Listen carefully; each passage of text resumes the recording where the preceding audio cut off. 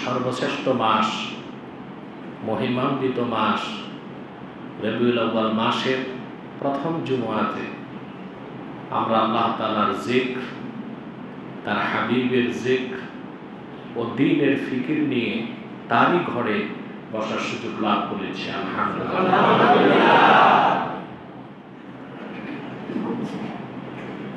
যেহেতু রবিউল আউয়াল মাসের প্রথম জুমআ, কিছু কথা বলতেই হয়। রমাদানুল মুবারক শ্রেষ্ঠ মাস, আফদালুল আশহুর। আল্লামা খাতিব কাস্তালানী রাহমাতুল্লাহ বলেন, তাকওয়ার দৃষ্টিকোণ থেকে রমাদান থেকেও বেশি বরকত, শ্রেষ্ঠত্ব আল্লাহ রেখেছেন রবিউল আউয়াল মাসে। রমাদান মাস শ্রেষ্ঠত্ব লাভ করেছে একটি রাতের কারণে। ওই রাতটির নাম লাইলাতুল কদর। লাইলাতুল কদর। ওই লাইলাতুল কদরের কারণে গোটা রমজান মহিমান্বিত হয়েছে, ফজিলতপূর্ণ হয়েছে, তাৎপর্যমণ্ডিত হয়েছে। এখন লাইলাতুল কদরের দাম কেন বাড়লো? এটা আল্লাহ বলে দিয়েছেন, ইন্না আনজালনাহু ফি লাইলাতিল কদর। নিশ্চয় আমি কোরআন অবতীর্ণ করেছি কদরের রাতে। তো কোরআন কারীম অবতীর্ণ হবার কারণে লাইলাতুল কদর এত দামি হয়েছে, আর সেই একটি রাতের কারণে রমাদান শ্রেষ্ঠত্ব লাভ করেছে। আর আল্লাহর হাবিব মুহাম্মদ সাল্লাল্লাহু আলাইহি ওয়াসাল্লাম ১৫০০ বছর আগে রবিউল আউয়ালের যে দিন মা আমিনার ঘরে তাশরিফ নিয়ে এসেছেন, সে রাতটিকে বলা হয় লাইলাতু মাউলিদিল মুস্তাফা। আল্লাহর হাবিব মুহাম্মদ সাল্লাল্লাহু আলাইহি ওয়াসাল্লামের আগমনের রাত। আহমদ বিন হাম্বল সহ এই পৃথিবীর মহান মনীষী যারা মুহাদ্দিস, তারা বলেন, ইন্না লাইলাতা মাউলিদিল মুস্তাফা আফজালু মিন লাইলাতিল কদর। লাইলাতুল কদর থেকে আল্লাহর কাছে লাইলাতু মাউলিদিল মুস্তাফার দাম বেশি। সুবহানাল্লাহ। আমরা বুঝি নাই, তাহলে হক আদায় করে বলি আলহামদুলিল্লাহ। আলহামদুলিল্লাহ। লাইলাতুল কদরে কোরআন এসেছে। কোরআন হচ্ছে রাহমাতুল লিল মুসলিমিন। আর রবিউল আউয়ালের ১২ তারিখ এসেছেন রাহমাতুল লিল আলামিন। রহমত হিসেবে কোনটা বড়, কোরআন না হুজুর সাল্লাল্লাহু আলাইহি ওয়াসাল্লাম? এটা বুঝতে দলিল লাগবে। রহমত কোনটা বড়, কোরআন না আল্লাহর হাবিব সাল্লাল্লাহু আলাইহি ওয়াসাল্লাম? দেখুন, কোরআন কারীমের ব্যাপারে আল্লাহ তাআলা বলেছেন, কোরআন কারীমকে আল্লাহ তাআলা মুসলমানদের জন্য রহমত বলেছেন। وَنَزَّلْنَا عَلَيْكَ الْكِتَابَ تِبْيَانًا لِكُلِّ شَيْءٍ وَهُدًى وَرَحْمَةً وَبُشْرَى لِلْمُسْلِمِينَ। প্রিয় হাবিব মুহাম্মদ সাল্লাল্লাহু আলাইহি ওয়াসাল্লাম, আমি আপনার উপর কোরআন অবতীর্ণ করেছি তিবয়ানান লিকুল্লি শাই, সবকিছুর সুস্পষ্ট ব্যাখ্যা হিসেবে। তবে কোরআন সবকিছুর সুস্পষ্ট ব্যাখ্যা আমার আপনার জন্য না, এটা সাহাবীদের পক্ষে সম্ভব ছিল না, এটা ছিল আল্লাহর হাবিবের জন্য। তিনি সব সমস্যার সমাধান দিতেন কোরআন থেকে, আর আমাদেরকে কোরআনের ব্যাখ্যা নিতে হবে হাদিস থেকে। এই জন্য হাদিস অস্বীকারী কখনো মুসলমান হতে পারে না। একটা নতুন ফেতনা বের হয়েছে, এদের নাম আহলে কোরআন। এরা কোরআন মানে হাদিস মানে না। এই দলটার নাম শুনছেন? দাবি করে আহলে কোরআন, মানে তারা শুধু কোরআন মানে, হাদিসকে মানতে চায় না। এদের ওয়ার্ল্ড ওয়াইজ একজন ঠাকুর আছে, ডক্টর তাজ হাসমি। 2021 সালে সে ডিবেটে আমার কাছে হেরেছিল। কানাডা এক বিশ্ববিদ্যালয়ের হিস্ট্রি ডিপার্টমেন্টের সে চেয়ারম্যান। আর বাংলাদেশে যে ঠাকুর আছে আহলে কোরআন দাবিদারদের, এটা আবার গত 1 বছর আগে শোচনীয়ভাবে পরাজিত হয়েছে। আপনারা সোশ্যাল মিডিয়াতে দেখেছেন। সুস্পষ্ট মনে রাখবেন, আল্লাহর হাবিবের একটি সহিহ হাদিস, সব হাদিস লাগবে না, একটি সহিহ হাদিসকে কেউ যদি অস্বীকার করে সে কাফের হয়ে যাবে। কি রকম সহিহ হাদিস? এটা প্রশ্ন আছে।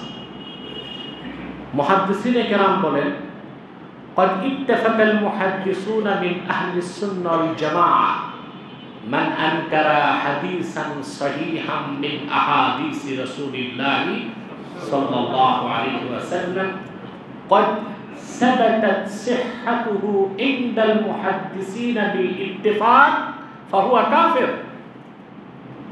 আল্লাহর হাবিব সাল্লাল্লাহু আলাইহি ওয়াসাল্লামের একটি হাদিস যা সকল মুহাদ্দিসগণের নিকট সহিহ, ওই রকম একটি হাদিসকে কেউ যদি অস্বীকার করে সে কাফের হয়ে যাবে।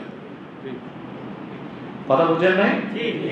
তাহলে আমাদের সব সমস্যার সমাধান দিতে পারে আল কোরআন, কিন্তু এটা আমাদের জন্য না, সমাধান করে দিয়েছেন রাসূলুল্লাহ সাল্লাল্লাহু আলাইহি ওয়াসাল্লাম ১৫০০ বছর আগে।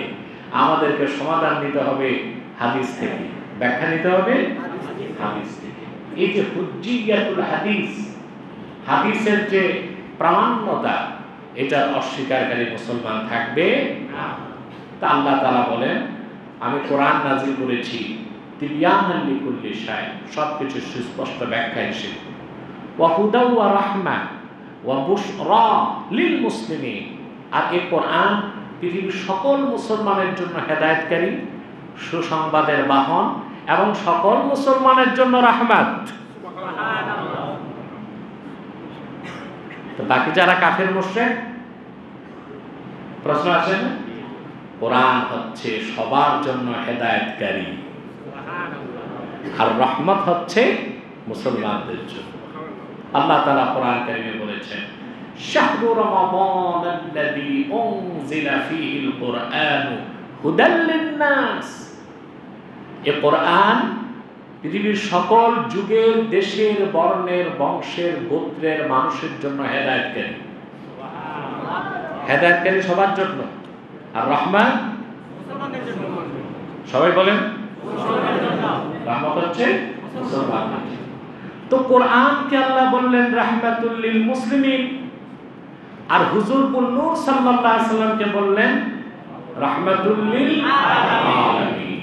ওয়া মা আরসালনাকা ইল্লা রাহমাতাল লিল আলামিন।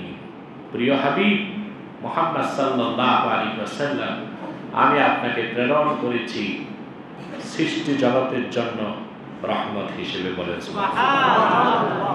সেজন্য বলা হয় ইন্না রাহমাতান নাবিয়্যি সাল্লাল্লাহু আলাইহি ওয়াসাল্লাম আওসাউ মিন রাহমাতিল কুরআন।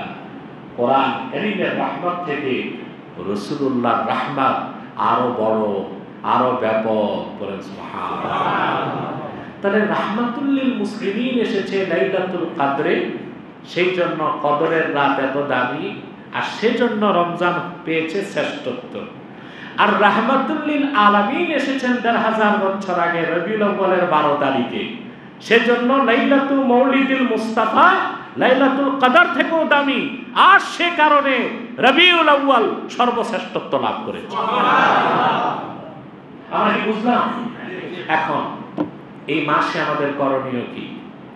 এই মাস আসলে আমাদের দেশে শুরু হয় ফতুয়াবাজি আর ঝগড়া, ঠিক না?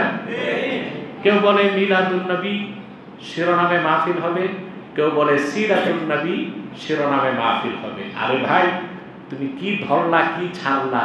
সিরাত যার, মিলাদ তার, ঠিক না? কেউ যদি রাসূলুল্লাহর সিরাতকে অস্বীকার করে সে কাফের হয়ে যাবে, ঠিক রাসূলুল্লাহর মিলাদকেও যে অস্বীকার করবে সেও কাফের হয়ে যাবে। সিরাত যার, জোরে বলেন, সিরাত যার, মিলাদ তার। তবে আমরা তো 12 মাসই কোরআন কারীমের আমল করি, কিন্তু রমজান হচ্ছে কোরআনের মৌসুম, কোরআন কারীমের, তখন আমরা কোরআন কারীমের সাথে সম্পর্ককে জোরদার করি, কোরআন শরীফ বেশি তেলাওয়াত করি, কোরআন ভিত্তিক জীবন গঠন করার শপথ নেই, ঠিক না? তো রবিউল আউয়াল মাসে আমাদের কাজ হচ্ছে যত বেশি বেশি পারা যায় দরুদ সালাম পড়া, সিরাতুন নবীর ব্যানার ও মাহফিল হতে পারে, মিলাদুন নবী ব্যানার ও মাহফিল হতে পারে, ঝগড়ার কোনো সুযোগ নাই। আর এমন কাজগুলো বেশি বেশি করতে হবে, এমন নেক আমল যার মাধ্যমে আল্লাহর হাবিবের আজমত ও মাহাব্বত যেন অন্তরে বাড়তে থাকে, ঠিক না? এবং আমাদেরকে শপথ নিতে হবে যে আমরা জীবনের সকল ক্ষেত্রে আল্লাহর হাবিবের আনুগত্যকে মেনে নিব। আল্লাহর হাবিবের আনুগত্যটাই তো ইসলাম। আল্লাহ এক কথায় বলে দিয়েছেন, মান ইউতি'ir রাসূল ফাকাদ আতা আল্লাহ, যে মুহাম্মদ সাল্লাল্লাহু আলাইহি ওয়াসাল্লামের আনুগত্যকে মেনে নিল সে তো আল্লাহর আনুগত্যকে মেনে নিল। সুবহানাল্লাহ। এরকম কথা আল্লাহ পূর্বের কোন নবীর ক্ষেত্রে বলেন নাই। সুবহানাল্লাহ। রাসূলুল্লাহর আনুগত্য, ইতাআতটাই ইসলাম, ঈমান, ইহসান। রাসূলুল্লাহর আনুগত্যের মধ্যেই খুঁজতে হবে শরীয়ত, তরিকত, হাকিকত, মারিফত। রাসূলুল্লাহর আনুগত্যের বাইরে দিন নাই, ইসলাম নাই, ঈমান নাই, ইহসান নাই, শরীয়ত নাই, তরিকত নাই, হাকিকত নাই, মারিফত নাই। আছে মাইরের পথ? ঠিক ঠিক। আছে কি মাইরের পথ? কারণ রাসূলুল্লাহর আনুগত্যকে বাদ দিলে জাহান্নাম ছাড়া কোনো গন্তব্য নেই। রাসূল করিম সাল্লাল্লাহু আলাইহি ওয়াসাল্লামের আনুগত্যের মাহাত্ম্য কত বেশি তা আমরা বুঝি না, এবং রাসূল করিম সাল্লাল্লাহু আলাইহি ওয়াসাল্লামের আদর্শের, ওনার সুন্নাহের অনুসরণ কিভাবে করতে হয় তাও আমরা অবগত নই। সেজন্য আমরা অধিকাংশ মুসলমান জীবনকে দুই ভাগে বিভক্ত করেছি। জীবনের এক অংশে কোরআন সুন্নাহর রং, জীবনের আরেক অংশে কাফের মুশরিক, বেঈমান, তাগুত, মানব রচিত তন্ত্রমন্ত্র মতবাদের রং। আমরা জীবনকে দুই ভাগ করে ফেলেছি, ঠিক না? বলেন, নামাজ পড়তে আসলে জিজ্ঞেস করি সুন্নত তরিকা কি, ঠিক না? হজ করতে গেলে আমরা খুব খেয়াল রাখি সুন্নাহ বিরোধী কাজ যেন না। দেখেন না হাজী সাহেবরা মুআল্লিমদের মাথা চাপায় খায়, বারবার প্রশ্ন করে কোনটার কোন নিয়ম। সুন্নত তো ছাড়ে না, নফলও ছাড়ে না। শয়তানকে পাথর মারতে গেলে জিজ্ঞেস করে পাথরের সাইজ কি হবে, কয়টা নিব, কয় আঙ্গুলে ধরব। শয়তানকে পাথর মারার ক্ষেত্রে সুন্নত নফল কিছু বাদ দিচ্ছে না, কিন্তু ওই হাজী দেশে এসে মিনায় যে শয়তানরে পাথর মারছে তার চেয়ে বড় বড় শয়তানের তাবেদারি করে। এটা কেমন বলুন? মিনাতে যে শয়তানকে পাথর মারার ক্ষেত্রে খুব সতর্ক, সুন্নত তরিকার বাইরে কিছু করে নেই, নফলও ছাড়ে নেই। পাথরের সাইজ কি হবে তাও দেখছে, কয় আঙ্গুলে ধরবে তাও দেখছে, কিন্তু দেশে আসার পর এ লোকটা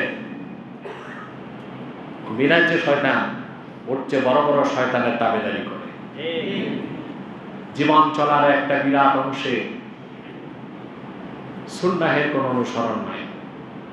আল্লাহ হাবিব সাল্লাল্লাহু আলাইহি সাল্লাম যেভাবে আমাদেরকে জীবন পরিচালনা করতে বলেছেন তার কোনো তোয়াক্কা নাই। অথচ স্পষ্ট মনে রাখবেন, আল্লাহর হাবিব ১,৫০০ বছর আগে যে সিদ্ধান্ত দিয়েছেন, যে রায় দিয়েছেন, যে দিন দিয়েছেন, যে শরীয়ত দিয়েছেন, তার বাইরে চলার মাধ্যমে আপনি নিজেকে মুসলিম হিসেবে পরিচয় দেবার কোনো অধিকার নাই। আল্লাহ তাআলা স্পষ্ট কোরআন কারীমের মধ্যে বলেছেন, ওয়ামা কানা লিমুমিন ওয়ালা মুমিনাতিন ইযা কাদাল্লাহু ওয়া রাসূলুহু আমরান আইয়াকুনা লাহুমুল খিয়ারাতু মিন আমরিহিম ওয়া মান ইয়াসিল্লাহা ওয়া রাসূলুহু ফাকাদ দাল্লা দালালাম মুবিনা। সূরা আহজাবে আল্লাহ তাআলা সিদ্ধান্ত দিয়েছেন, এটা আল্লাহর রায়। কার রায়? আল্লাহ তাআলা বলেন, কোন মুমিন, কোন মুমিনা, কোন মুসলিম নর কিংবা নারীর কোনো অধিকার নাই যে আল্লাহ ও তার রাসূল আল্লাহর হাবিব মুহাম্মদ সাল্লাল্লাহু আলাইহি সাল্লাম কোন সিদ্ধান্ত দিয়েছেন, সেই সিদ্ধান্তকে পাশ কেটে তারা নিজেদের মন মস্তিষ্ক প্রসূত কোনো সিদ্ধান্তের তাবেদারি করবে, এই অধিকার কোন মুসলমান নর কিংবা নারীর না। তারপর আল্লাহ তাআলা বলেন, যে ব্যক্তি আল্লাহ ও তার রাসূল মুহাম্মদ সাল্লাল্লাহু আলাইহি সাল্লামের নাফরমানি করবে, সে সুস্পষ্ট গোমরাহিতে নিমজ্জিত। তারা বোঝা যাচ্ছে, আপনি শুধু কালেমা বিশ্বাস করলেন, কালেমা মুখে স্বীকার করলেন, দাড়ি টুপি জুব্বা করতে আছে, ঠিক না? মাঝে মধ্যে একটু মেসওয়াক করলেন, দস্তরখানে খেলেন, খাবার পরে একটু মিষ্টি খেলেন, মাঝে মধ্যে লাউ খেলেন, আপনি মনে করলেন আমি পাক্কা সুন্নি হয়ে গেছি। কথা বলেন না, আপনার জীবনের প্রতিটি অংশে, প্রতিটি ক্ষেত্রেই রাসূল করিম সাল্লাল্লাহু আলাইহি সাল্লাম যে নির্দেশনা দিয়েছেন তার অনুসরণ করতে হবে। এর বাইরে যে আপনি কোনো অন্য কারো তন্ত্র মন্ত্র মতবাদ, অন্য কোনো ইজমকে যদি গ্রহণ করেন, আল্লাহ তাআলা সিদ্ধান্ত দিয়েছেন আপনি আল্লাহর সংজ্ঞা অনুযায়ী মুমিন হতে পারবেন না। এখান থেকেই বোঝা যায় যে জীবনের সকল ক্ষেত্রে আল্লাহ রাসূলের আনুগত্যের গুরুত্ব কত বেশি আল্লাহ তাআলা রেখেছেন, বলেন সুবহানাল্লাহ। আমি আপনাদেরকে চূড়ান্ত একটা কথা শোনাচ্ছি। কোরআন কারীমের মধ্যে আল্লাহ তাআলা ইরশাদ করেছেন, রাসূল করিম সাল্লাল্লাহু আলাইহি ওয়াসাল্লাম যে সিদ্ধান্ত দিয়েছেন ১৫০০ বছর আগে, তার বাইরে আপনি যদি সেই সিদ্ধান্তকে ভায়োলেট করে অন্য কারো সিদ্ধান্ত গ্রহণ করেন, আল্লাহ আপনাকে মুসলিম বা মুমিন বলে স্বীকৃতি দিবেন না।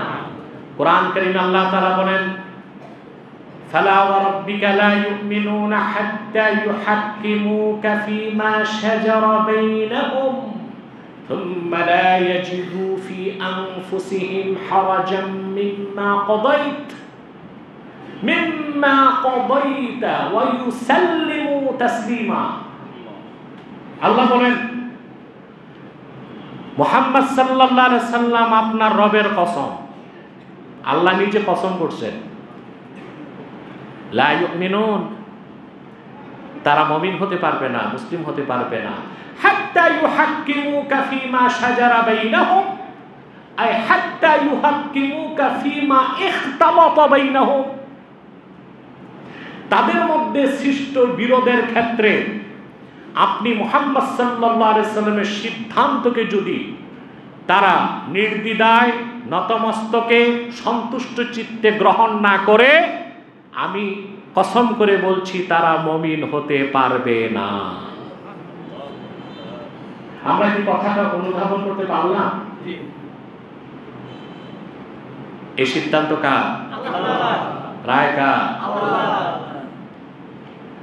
আল্লাহর হাবিব মুহাম্মদ সাল্লাল্লাহু আলাইহি ওয়াসাল্লাম ১৫০০ বছর আগে যে পূর্ণাঙ্গ শরীয়ত আমাদেরকে দিয়েছেন, ওই শরীয়তের সিদ্ধান্তকে আপনি যদি গ্রহণ না করেন, অস্বীকার করেন, আল্লাহ ফতোয়া দিয়েছেন, এই ফতোয়াটা পৃথিবীর কোনো মানুষের না, আল্লাহর ফতোয়া, ততক্ষণ পর্যন্ত মানুষ মুমিন হতে পারবে না। ইমামে শাওকানি তাফসীর ফাথুল কাদিরে, ইমাম কুরতুবী তার তাফসীরে এবং আসসারিমুল মাসলুল কিতাবে ইবনে তাইমিয়াও হাদিসটি উল্লেখ করেছেন। রাসূল করিম সাল্লাল্লাহু আলাইহি সাল্লামের নূরের জামানায় দুই ব্যক্তির মধ্যে ঝগড়া হলো যে কোনো বিষয়ে। একজন ছিল মুসলিম, আরেকজন ছিল ইহুদি। দুজন এসে আল্লাহর হাবিবের কাছে বিচারের প্রার্থনা করল।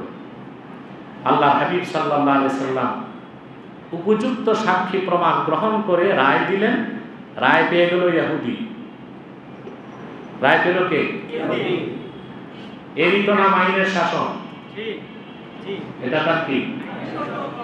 আমরা শুধু গণতন্ত্রের স্লোগান দিই আর বলি আইনের শাসন। কোরআন সুন্নাহ বাদ দিলে কোনো আইন নাই, আইনের শাসনও নাই, যা আছে সব ধোঁকাবাজি আর প্রতারণা। এই যে এখন বলা হচ্ছে সংবিধান মেরামত করবে, তরুণরা বলতেছে, বাচ্চারা কারা? বাচ্চাই তো 26 বছর 27 বছর বয়স, মাত্র বালেগ হয়েছে, তো বাচ্চা না? আরে জিটাও ঠিক মতো বলবেন না। এরা বলতেছে সংবিধান মেরামত করবে, দেশ মেরামত করবে। দেশ কি বাস আর ট্রাক যে হাতুড়ি দিয়ে পিটায় মেরামত করবে? এটা মেরামতের মানে হচ্ছে রিকনস্ট্রাকশন অফ কনস্টিটিউশন। সংবিধানকে সংস্কার করতে হবে। তো সংবিধান সংস্কার করবে কি দিয়ে? সংবিধান সংস্কারের উপাদান কোত্থেকে নিবে? নিবে না তো, কোরআন থেকে তো নিবে না, নিজেদের মন গড়া 72 সালের সংবিধানটা পরিবর্তন করে কিছু নতুন ধারা সংযোজন করবে, ঠিক না? আমি ঢাকাতে একটা সেমিনারে বক্তব্যে বলেছিলাম, হয়তোবা দেখেছেন পত্রিকায় বা মিডিয়াতে, বাংলাদেশের নাম কি? গণপ্রজাতন্ত্রী বাংলাদেশে কি রাজা আছে? তা আমরা প্রজা হলাম কেমন করে? তাকে আদৌ আমরা চিন্তা করেছি কখনো? রাজা আছে দেশে, তা আমরা প্রজা কেমন করে? তো প্রজাই যদি না থাকে তো প্রজাতন্ত্রী হয় কেমন করে? প্রশ্ন আসে না? দেশে এত বুদ্ধিজীবী, এত পণ্ডিত, এত জ্ঞানী, এগুলো খুঁজে দেখার চেষ্টা। এটা দুইটা ব্যাখ্যা। একটা হচ্ছে বাংলাদেশ ছিল ব্রিটিশ কলোনি, 47 সালে আমরা ঝাড়ু ঝাঁটা দিয়ে পিটায় ব্রিটিশদেরকে তাড়াইছি। ব্রিটিশরা করলো কি, সাবকন্টিনেন্টের গরিব দেশ যেগুলো বাংলাদেশ, পাকিস্তান, ভারত, শ্রীলঙ্কা, নেপাল, ভুটান, ইন্দোনেশিয়া, মালয়েশিয়া, এই সাবেক কলোনিগুলোকে তারা কমনওয়েলথের সংস্থার ভিতরে ঢুকাই দিয়েছে। তো কমনওয়েলথের সদস্য থাকার মানে হচ্ছে কিছুটা হলেও ব্রিটিশ আনুগত্যকে ধরে রাখা। এই অর্থে আমাদেরকে বলতে পারে প্রজা। দ্বিতীয় ব্যাখ্যা হচ্ছে রাজা নাই, রাজার জায়গায় আমরা স্থান দিয়েছি সংবিধানকে। তো সংবিধান কি আকাশ থেকে আসছে না আমরা তৈরি করছি? আমাদের তৈরি করা সংবিধানকে আমরা রাজার মর্যাদা দিয়া নিজেরা হইলাম কি? প্রজা। বিষয়টা হয়ে গেল হিন্দুদের মতো, তারা মাটি দিয়া গণেশ, সরস্বতী, লক্ষ্মী, কালী এগুলো বানায়, আবার ওরাই ওগুলোর পূজা করে। তা আমাদের অবস্থা তাই হয়ে গেল না? আমরা আমাদের হাতে তৈরি করলাম সংবিধান, আর ওইটারে রাজার মর্যাদা দিয়ে আমরা হয়ে গেলাম প্রজা। যদি ওই আগের সংবিধান ঘষা মাজা করে ঠিক করা হয়, তাহলে বোঝা যাবে দেশ পুরনো ট্র্যাকে আছে, দেশ ঘুরে আবার পূর্বের গন্তব্যেই ফিরে যাবে।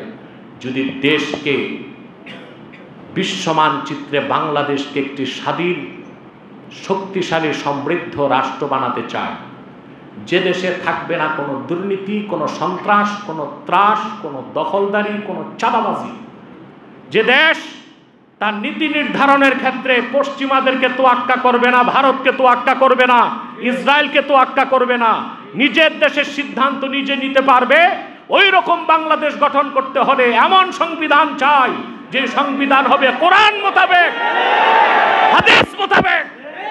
কোরআন সুন্নাহ থেকে সংবিধান তৈরির উপাদান গ্রহণ করতে হবে, ঠিক কি না? তো বলছি না, দেশ মেরামত এত সহজ না, আগে চিন্তা আর সিদ্ধান্তকে পরিবর্তন করতে হবে, ঠিক না? আইনের শাসনের কথা বলছিলাম, ইসলাম আইনের শাসন দিয়েছে, সেজন্য রাসূলুল্লাহর জামানায় রায় পেয়েছে কে? মুসলিম সুবহানাল্লাহ। আইনের শাসন মানে আইনের চোখে সবাই সমান, ঠিক কিনা?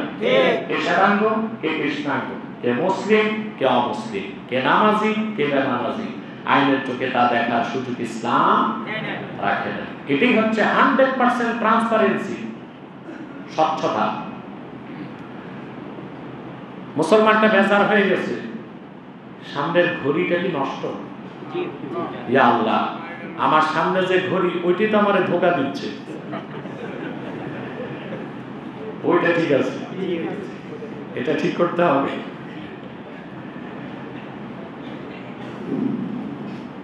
সম্মানিত সুধী, রায় পেয়ে গেল ইহুদি, মুসলিমটা বেজার। মুসলিমটা আল্লাহর হাবিবকে বললেন, রুদ্দানা ইলা উমর, ইয়া রাসূলুল্লাহ সাল্লাল্লাহু আলাইহি ওয়াসাল্লাম, আমাদেরকে দ্বিতীয় বিচারের জন্য হযরত ওমরের কাছে পাঠান। মুসলিমটার ধারণা ছিল রাসূলুল্লাহ রাহমাতুল লিল আলামিন ইনসাফ বিচার করে দিয়েছেন, আর হযরত ওমর রাগী মানুষ, উনি তো ইহুদির নাম শুনলে আগেই তরবারি চালায় কল্লা কেটে দিবেন, আমি রায় পেয়ে যাব। আল্লাহর হাবিব সাল্লাল্লাহু আলাইহি ওয়াসাল্লাম বলেন, ঠিক আছে, ইনতালিকা ইলা উমর, যাও ওমরের কাছে যাও। দুজন গেছে। হযরত ওমর সবকিছু শোনার পর যে ইহুদি রায় পেয়েছে সে বলল, ওমর, বিচারটা তো একবার আল্লাহ রাসূল করে দিয়েছেন। হযরত ওমর বললেন, তাহলে আমার কাছে আসছে কেন? বলে, এই যে আপনার মুসলিম ভাই, সে রাসূলুল্লাহর বিচারে সন্তুষ্ট না, বিচার দ্বিতীয়বার আপনি করে দিবেন, সেজন্য আপনার কাছে এসেছে। হযরত ওমর বলেন, ও তাই, মাকানাকুমা হাত্তা আরজিআ ইলাইকুমা, এখানেই দাঁড়ায় থাকো, আমি ফিরে আসার আগ পর্যন্ত। আমি একটা বিচার বাকি আছে, এটা করে দিচ্ছি। ভিতরে গেলেন, ফাখারাজা মুশতামিলান আলা সাইফিহি, তরবারি নিয়ে বেরিয়ে আসলেন, তরবারি খুললেন, তারপর বললেন, শোনো, আল্লাহর হাবিব মুহাম্মদ সাল্লাল্লাহু আলাইহি সাল্লামের রায় বা সিদ্ধান্তকে যে সন্তুষ্ট চিত্তে মেনে নিতে পারে না, সে মুসলিম হতে পারে না, এই কথা বললেন, আর নামধারী মুসলিমের কল্লা কেটে দিলেন।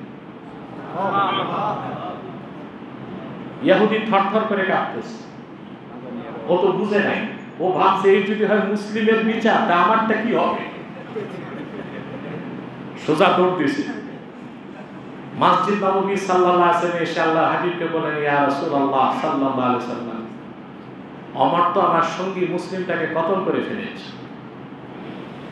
আল্লাহর হাবিব বললেন, মা জানান্তু আন্না উমর ইয়াজতারিউ আলা কতল মুমিন, আহা, আমি তো ধারণা করতে পারি নাই ওমর কোন মুসলমানকে হত্যা করে ফেলবে। মদিনা মুনাওয়ারার চতুর্দিকে গুঞ্জন শুরু হয়েছে, ওমর একজন মুসলিমকে হত্যা করেছে। হযরত ওমর বেজার হয়ে গেল, তার চেহারাটা মলিন হয়ে গেল, সত্যি কি আমি কোনো মুসলিমকে হত্যা করে ফেললাম? আল্লাহ সুবহানাহু ওয়া তাআলা হযরত ওমরের পক্ষে আয়াত নাযিল করে দিলেন, ফালা ওয়া রাব্বিকা লা ইউমিনুন হাত্তা ইউহাক্কিমুকা ফীমা শাজারা বাইনাহুম সুম্মা লা ইয়াজিদু ফি আনফুসিহিম হারাজান মিম্মা কাদাইতা ওয়া ইউসাল্লিমু তাসলিমা। না, ওমর কোন মুসলমানকে হত্যা করে নাই, মুসলিম নামধারী একটা মুনাফিককে হত্যা করেছে। কারণ আপনি মুহাম্মদ সাল্লাল্লাহু আলাইহি সাল্লামের সিদ্ধান্তকে যে মেনে নেয় নাই, সে লোকটা মুসলিম হতে পারে না। এখন আসুন, রাসূল করিম সাল্লাল্লাহু আলাইহি সাল্লামের আনুগত্য কিভাবে করব আমরা ১৫০০ বছর পরে? প্রশ্ন আসে না? সেটা হচ্ছে, আল্লাহর হাবিব মুহাম্মদ সাল্লাল্লাহু আলাইহি ওয়াসাল্লাম ১৫০০ বছর আগে যে সুন্নাহ রেখে দিয়েছেন, সেই সুন্নতের অনুসরণের মাধ্যমেই আমরা আল্লাহ রাসূলের আনুগত্য গ্রহণ করতে পারি, আর আল্লাহ রাসূলের আনুগত্যটাই আল্লাহর আনুগত্য বলে গণ্য হবে। এখন সুন্নাত কি, এটা বুঝতে হবে, ঠিক না? আমরা সুন্নাত কি বুঝি? দেখো, আমরা সুন্নাত মনে করি টুপি লাগানো সুন্নাত, দাড়ি রাখা সুন্নাত, তারপরে জুমার নামাজের পর আমরা নামাজ পড়ব না, ফরজের পর সুন্নাত। আমরা মনে করি ফরজ, তারপরে ওয়াজিব, তারপরে সুন্নাত। হুকুম হিসেবে এটা সুন্নাহ, কিন্তু সুন্নতের মূল সংজ্ঞা হচ্ছে সুন্নাহ মানে নীতি। সুন্নাহ মানে কি? নীতি, রীতি, নীতি। ইমাম আব্দুল কাদের জিলানী রাহমাতুল্লাহ গুনিয়াতুত তালিবিনের মধ্যে ব্যাখ্যা করেছেন, আম্মা সুন্নাহ ফাহিয়া মা সান্না রাসূলুল্লাহ সাল্লাল্লাহু আলাইহি ওয়াসাল্লাম। আল্লাহ রাসূল সাল্লাল্লাহু আলাইহি ওয়াসাল্লাম যেটাকে নীতি হিসেবে নির্ধারণ করে দিয়েছেন ওইটাই সুন্নাহ। ওইটাই কি সুন্নাহ? এখন আপনাদের কাছে আমার সরল প্রশ্ন, লম্বা কথা বলার তো সুযোগ নেই, আর জুমার দিন খুব লম্বা বয়ান করাও ঠিক না, বুঝলেন না? জুমার দিন বয়ান হতে খুব সংক্ষিপ্ত, যেন মানুষ কিছু মেসেজ নিয়ে বাড়ি যেতে পারে। আর যদি লম্বা বয়ান হয় তো দেখা যাবে ইমাম সাহেব আর মুয়াজ্জিন ছাড়া বাকি সব ঘুমাচ্ছে, ঠিক না? আর আপনাদের ঘুম আসো মসজিদে ঢুকলেই, কিন্তু চায়ের স্টলে বসতে, চায়ের দোকানে বসতে তখন আর ঘুম আসে না। আপনারা রাজনীতি, অর্থনীতি, সমাজনীতি, দেশ ও দুনিয়া কথা বলতে যাইয়া চায়ের স্টলে যে ঝড় তুফান তুলেন তখন আর ঘুম আসে মসজিদে ঢুকলে। এটা শয়তানের একটা বড় ওয়াসওয়াসা। তো সুন্নাহ হচ্ছে রাসূলুল্লাহ যে নীতি নির্ধারণ করে দিয়েছেন, ওটার নাম কি? সুন্নাহ। সুন্নাত অর্থ নীতি। আল্লাহ কোরআন কারীমে বলেছেন, ওয়ালান তাজিদা লিসুন্নাতিল্লাহি তাবদীলা। আপনি কখনো আল্লাহর সুন্নতে পরিবর্তন পাবেন না। এখানে সুন্নাহ মানে হচ্ছে নীতি। সুন্নাহ মানে নীতি, রীতি। রাসূল কারীম সাল্লাল্লাহু আলাইহি ওয়াসাল্লাম ইহজাগতিক কল্যাণ ও পরজাগতিক মুক্তির জন্য যে নীতি ও রীতি নির্ধারণ করে দিয়েছেন ১৫০০ বছর আগে, তারই নাম সুন্নাহ। তার নাম সুন্নাহ। এখন রাসূলুল্লাহ সাল্লাল্লাহু আলাইহি ওয়াসাল্লাম শুধু নীতি নির্ধারণ করেছেন নামাজ, রোজা, হজ, যাকাতের ক্ষেত্রে, না সকল ক্ষেত্রে করে দিয়েছেন? আমাদের ব্যবসা কি রকম হবে, রাজনীতি কি রকম হবে, অর্থনীতি কি রকম হবে, স্বরাষ্ট্রনীতি কি হবে, পররাষ্ট্রনীতি কি হবে, রাজনীতি কি হবে, লেনদেন কি রকম হবে, বিচার আচার কি রকম হবে, মালবুসাত, মাশরুবাত, মাতরুমাত, খাওয়া দাওয়া, চলন বলন, উঠা বসা কি রকম হবে, সকল ক্ষেত্রেই রাসূল আকরাম সাল্লাল্লাহু আলাইহি ওয়াসাল্লাম নীতি নির্ধারণ করে দিয়েছেন।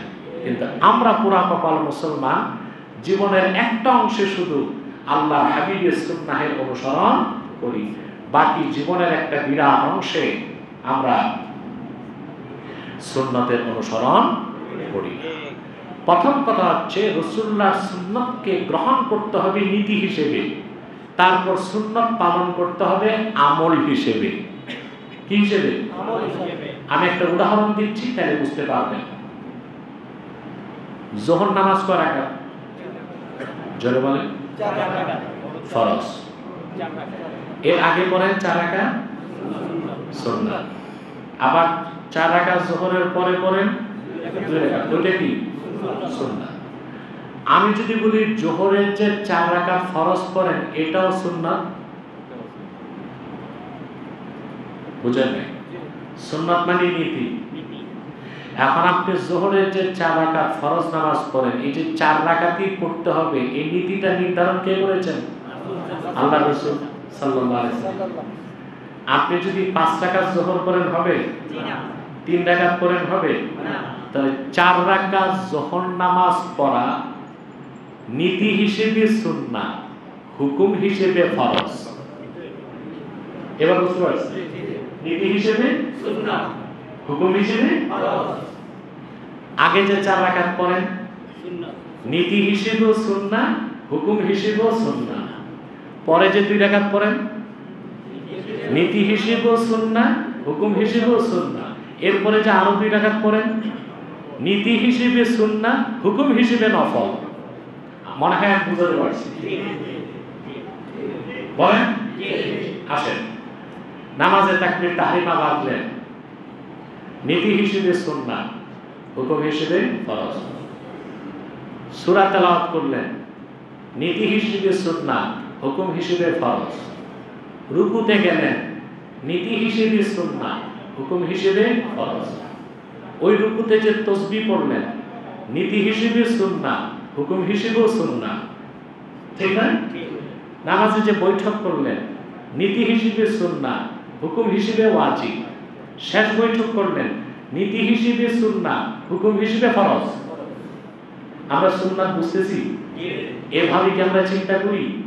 জি না, আমরা মনে করি টুপি দাড়ি সুন্নাহ পালন করতেছি, ঠিক না? দস্তরখানে খেলাম সুন্নাহ আদায় করছি না। নীতি হিসেবে আপনি যদি রাসূলুল্লাহর সুন্নতকে বিশ্বাস না করেন আপনি মুসলমান হতে পারবেন না। আমি একটা দলিল দিচ্ছি আপনাদের কাছে। ইমাম আবু ইউসুফ রাহমাতুল্লাহ, নাম শুনেছেন না?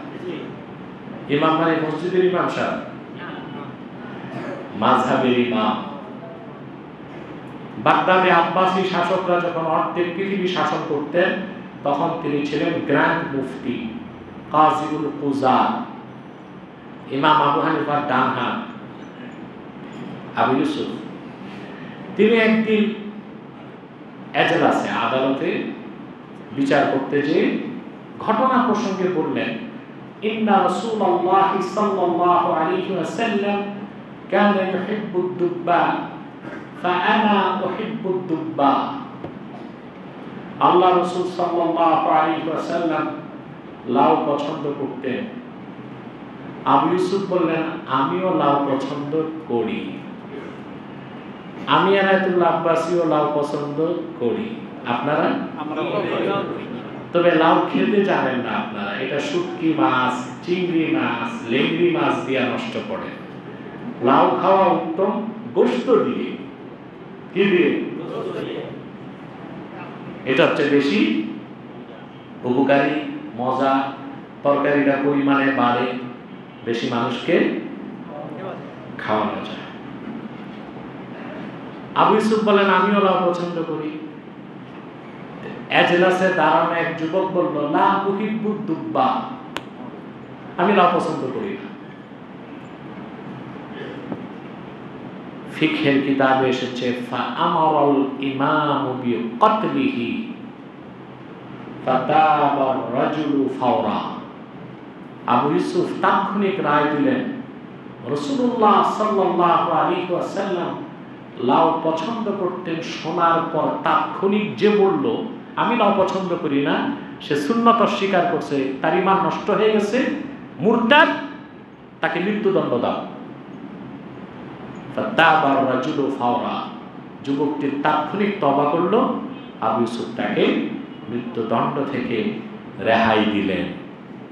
তা আপনি চিন্তা করেন, লাউ খাওয়াটা সুন্নাত, জীবনেও যদি লাউ না খান হুকুম হিসেবে আপনার কোনো গুনাহ হবে না, কিন্তু নীতি হিসেবে যদি অস্বীকার করেন, আমি বুঝাতে পারি না, নীতি হিসেবে যদি অস্বীকার করেন ঈমান নষ্ট হয়ে যাবে।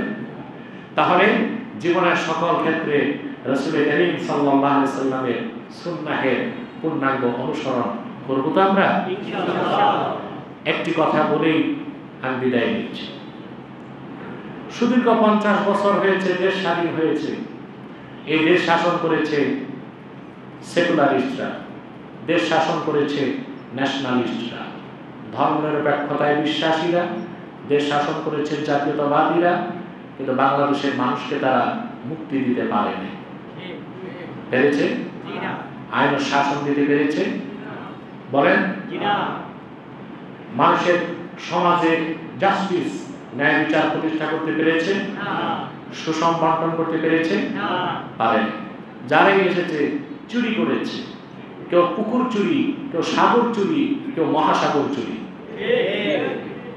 1 টাকা 2 টাকা প্রায় 1 লক্ষ কোটি টাকা দেশ থেকে পাচার হয়েছে। বাংলাদেশের ঋণ আছে এখন প্রায় 18 লক্ষ কোটি টাকা। প্রত্যেক নাগরিকের মাথায় ঋণের বোঝা হচ্ছে 1,07,000 টাকা।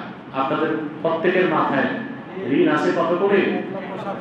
1,07,000 টাকা। যে শিশুটা জন্ম নিচ্ছে আজকে, সেও ঋণের বোঝা নিচ্ছে 1,07,000 টাকা। এই যে চুরি, চামারি, দুর্নীতি, এগুলো থেকে কখনো আপনারা পরিত্রাণ পাবেন না। ইহকালীন কল্যাণ ও পরকালীন মুক্তি রাসূল করিম সাল্লাল্লাহু আলাইহি ওয়াসাল্লামের সুন্নাহের অনুসরণেই পাবেন। আল্লাহ হাবিব সাল্লাল্লাহু আলাইহি ওয়াসাল্লাম ইরশাদ করেছেন ওয়াজুইলা দিল্লাতু ওয়াস-সাগার আলা মান খালাফা আমরি, উম্মতকে সাবধান করেছেন তুচ্ছতা বেইজ্জতি নির্ধারিত সেই ব্যক্তির জন্য যে ব্যক্তি আল্লাহর হাবিবের সুন্নতের বিরোধিতা করবে। আপনারা পৃথিবীর মানুষ, বাংলাদেশের মানুষ মুক্তি চায়, কি চায়? কিন্তু মুক্তির পথ তারা খুঁজে পাচ্ছে না। মুক্তির পথ খুঁজতেছে ডেমোক্রেসিতে, কেউ খুঁজতেছে পশ্চিমাদের দেখানো বিশ্ব ব্যবস্থায়, কেউ এখন চিন্তা করতেছে জাতীয় পরিষদ করবে, কেউ চাচ্ছে জাতীয় ঐক্যমতের সরকার করবে। এই একটাও আপনাদেরকে স্থায়ী মুক্তি এনে দিতে পারবে না। মুক্তির জন্য আপনাদের ফিরে আসতে হবে দ্বীন ইসলামের দিকে, রাসূলুল্লাহের সুন্নতের দিকে। আল্লাহ হাবিব সাল্লাল্লাহু আলাইহি ওয়াসাল্লাম ইরশাদ করেছেন, একটা হাদিস আমি শোনাচ্ছি আপনাদেরকে। হাদিসটি তিরমিজিতে এসেছে, ইবনে মাজাহে এসেছে, আবু দাউদ শরীফে এসেছে, অসংখ্য হাদিসের কিতাবে এসেছে। হাদিসটি কান পেতে শুনে রাখুন। রাসূলুল্লাহ সাল্লাল্লাহু আলাইহি ওয়াসাল্লাম ইরশাদ করেছেন, ইদা তাবায়াতুম বিল আইনা ওয়া আখাযতুম আযনাবাল বাকর ওয়া রাদিতুম বিয-যার'i ওয়া তারাকতুমুল জিহাদ সাল্লাল্লাহু আলাইকুম দুল্লা লা ইয়ানজাউহু হাত্তা তারজিউ ইলা দীনিকুম। সুবহানাল্লাহ। আপনারা তো আরবিটা বুঝবেন না, বাংলাদেশ শিরোনাম এইরকম হয়, আত-তাগায়্যুর ফিল মানহাজিস সালাফি। সবাই পরিবর্তন চায়, কি চায়? চান না? আগে যারা ছিল ওরা স্লোগান দিত দিন বদলের, স্লোগান দিত কিসের? দিন বদলের। দিন কি বদল করতে পারছে? বরং দিন বদল করতে চাইয়া তাদের গাঠি তল্পিতল্পা বদল হয়ে গেছে, বুঝছে না? আচ্ছা ভাই, দিন বদলের ক্ষমতা মানুষের হাতে না আল্লাহর হাতে? মানুষ দিন বদল করতে পারে না, দিল বদল করতে পারে। আমরা দিন বদলে বিশ্বাসী না দিল বদলে বিশ্বাসী? দিন বদল কে করেন? আল্লাহ। বুখারী শরীফের হাদিস, লা তাসুব্বুদ দাহরা ফাইন্নাল্লাহা হুয়াদ দাহর। সময়কে, যুগকে গালি দিও না, আল্লাহ নিজেই যুগের পরিবর্তনকারী। দিন বদল কোনো মানুষের হাতে না। এগুলো বলা হচ্ছে অহংকার এবং দাম্ভিকতা। অহংকার এবং দাম্ভিকতা মানুষকে এত অন্ধ করে দেয় যে তার পতনের সব ছিদ্র বন্ধ করতে পারলেও যেই পথে ছিদ্রে তার পতন হয় ওইটা আর দেখে না। দেখছে? পালাইছে যারা দেখছে? কোথাও তো জায়গা পায় নাই। যদি দেহের সাইজ ছোট হইতো তো বাংলাদেশে কোনো একটা ইঁদুরের গর্ত আমরা খালি পেতাম না। ইঁদুরের গর্তে পালাইতে পারে নাই। যেখানে যে যেভাবে পেরেছে বাঁচার চেষ্টা করেছে, জমিনটা তাদের জন্য এত ছোট হয়ে গেছে। কারণ দিন বদল করা, দিন বদল মানুষের হাতে না, কার হাতে? আল্লাহর হাতে। আমরা করতে পারি দিল বদল। কি? দিল বদল। এখন পরিবর্তন, সমাজ ও রাষ্ট্রের পরিবর্তন চাচ্ছে তরুণরা। কারা? তরুণরা। এই তরুণদের আমার একটা নাম আছে, generation Z. Generation Z, Gen Z. এটাও একটা বোগার জিনিস। আমি এটা স্টাডি করে দেখছি, এগুলো ইহুদিদের আবিষ্কার। কাদের? জেনারেশন জেড মানে হচ্ছে যাদের বয়স আপনার 16 থেকে 18 থেকে 28, 18 থেকে 28, এদেরকে বলা হয় তরুণ। কি বলা হয়? বলা হয় এরা অনেকটা স্বপ্ন দেখে, অনেকটা কল্পনা বিলাসী হয়, বুঝলেন? আর ভাবসাব এইরকম, মানে ইয়ে করেঙ্গে ও করেঙ্গে বাঁশ কি আন্দার পুষ্কুনি ভরেঙ্গে, ভাবসাব এইরকম, বুঝলেন না? কিন্তু এদের দ্বারা কি সব সম্ভব? 30 বছর বয়স হয় নাই, জ্ঞানী তো পরিপক্ক হয় নাই। হ্যাঁ, আন্দোলন সংগ্রামে তরুণ বা যুবকদের কোনো বিকল্প নাই, কিন্তু রাষ্ট্র পরিচালনায় প্রবীণ অভিজ্ঞ ব্যক্তির প্রয়োজন, প্রবীণদের প্রয়োজন আছে, অভিজ্ঞদের প্রয়োজন আছে। অতএব এই যে দেশের পরিবর্তন যারা চাচ্ছে তাদেরকে লক্ষ্য নির্ধারণ করতে হবে যে পরিবর্তনের নিয়মটা কি হবে, বুঝলেন না? এই যে পরিবর্তনের নিয়ম আমরা যেটা বলি এটা হচ্ছে আত-তাগায়্যুর ফিল মানহাজিস সালাফি। আমরা পরিবর্তন চাই পূর্ববর্তীদের চিন্তায়, কোরআন হাদিসের দৃষ্টিতে। বুঝেন নাই? সেজন্য রাসূলুল্লাহ সাল্লাল্লাহু আলাইহি ওয়াসাল্লাম ১০০০ বছর আগে উম্মতকে সাবধান করেছেন, ইদা তাবায়াতুম বিল আইনা। আইনা হচ্ছে বাহানা করে সুদ খাওয়া। কি করে? ইনা হচ্ছে আল বাইআতুল্লাতী তাতাশাব্বাহু বির রিবা। সরাসরি সুদ না, সুদের সাথে সাদৃশ্য রাখে। তো রাসূল কারীম সাল্লাল্লাহু আলাইহি ওয়াসাল্লাম ইরশাদ করেছেন, তোমরা যখন সুদের সাথে সাদৃশ্য রাখে এরকম ব্যবসা করবা, এটা এখন বেড়ে গেছে না? জি। ওয়া আখাযতুম আযনাবাল বাকর, আর গরুর লেজকে আঁকড়ে ধরবা। ওয়ারাদিতুম বিজ্জারহি, কৃষি কাজ করে সন্তুষ্ট হয়ে যাবা। অর্থাৎ দুনিয়াদারিটা বেশি হবে, আখিরাতের চিন্তা কমে যাবে। ওয়া তারাকতুমুল জিহাদ, আর জিহাদকে ছেড়ে দিবা। সাল্লাল্লাহু আলাইকুম যুল্লা, এটা দুইটা এরাব, যুল্লান জিল্লা। আল্লাহ তাআলা তোমাদের উপর জিল্লাতকে, অবমাননাকে নির্ধারণ করে দিবেন। লা ইয়ানজাউহু হাত্তা তারজিউ ইলা দীনিকুম, সেই জিল্লাত থেকে, অবমাননা থেকে, লাঞ্ছনা থেকে, বঞ্চনা থেকে কখনো আল্লাহ তাআলা তোমাদেরকে পরিত্রাণ দিবেন না যতক্ষণ না তোমরা আবার দ্বীনের দিকে ফিরে আসবা। তাহলে যে বাংলাদেশকে মেরামত করতে হয় পশ্চিমাদের চিন্তা দিয়ে নয়, মানব রচিত তন্ত্রমন্ত্র মতবাদ দিয়ে নয়, আল্লাহর হাবিবের সুন্নাহকে লক্ষ্য করে কোরআন ও সুন্নাহর আলোকেই সংবিধান সংস্কার করতে হবে, আইন তৈরি করতে হবে, দেশ মেরামত করতে হবে। আমরাও বেঁচে যাব, আগামীর প্রজন্ম বেঁচে যাবে। আল্লাহ যেন আমাদেরকে কবুল করেন, মঞ্জুর করুন, বলুন আল্লাহুম্মা আমিন।